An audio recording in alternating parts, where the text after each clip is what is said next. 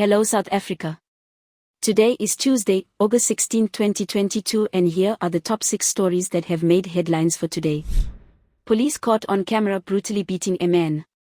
A video of 2 police officers brutally beating a man in Fish Hoek in the Western Cape has gone viral on social media.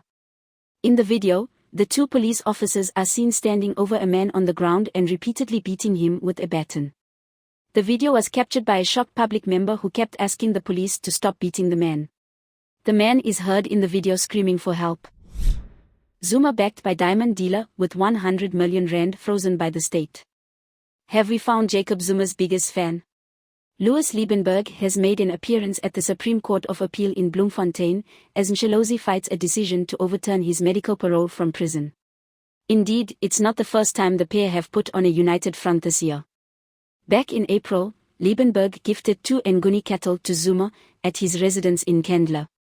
The intimate meeting showed just how close the former president has gotten to this alleged illegal diamond trader, who previously had 100 million rand in assets frozen by the state.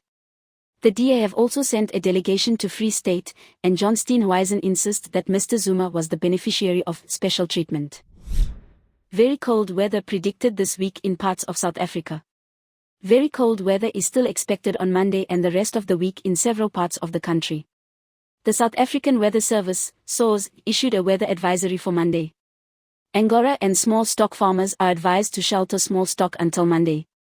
Hikers and outdoor recreational activities will be exposed to these conditions and may contract hypothermia if precautions are not taken. SAWS. It's a disgrace. Is this the filthiest street in Johannesburg? A bustling street in the central business district of Johannesburg has been labelled filthy and disgraceful by prominent locals. That's because rubbish is now overflowing from a skip on the sidewalk, making it almost impossible to walk past. A number of city dwellers have raised complaints about the area around Small and Pritchard Street.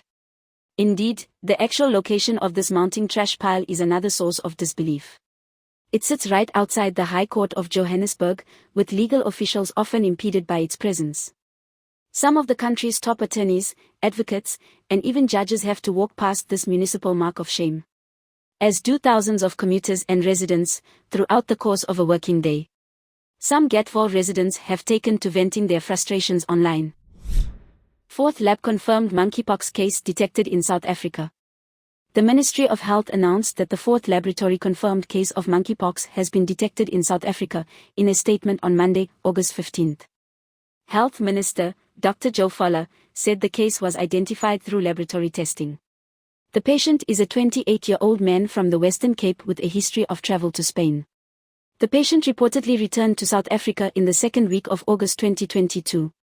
A polymerase chain reaction, PCR, test was performed in a private pathology laboratory and the samples were submitted to the National Institute for Communicable Diseases, NICD, for sequencing analysis, said the Department of Health. SANV-2 broke to function, but Defense Minister splashes out on Russia trip. There's a lot to unpack with this one. First and foremost, it's worth noting that SANDF is now essentially broke. That's according to several sources who went public over the weekend, stating that the army cannot be deployed due to a dire financial situation. SANV is strapped for cash. That's the bottom line.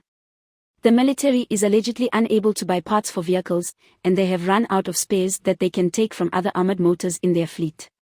Soldiers were considered for an internal deployment at the start of the month, but a lack of cash has put paid to that. With the security of SA surely compromised by this ghastly situation, the last thing SANDF or the Defense Ministry needs is wasteful expenditure. But that's exactly what critics are accusing Thandi Modise of, after she decided it was necessary to fly out to Russia for a security conference. Please subscribe for more news updates. This is Leah for the South African.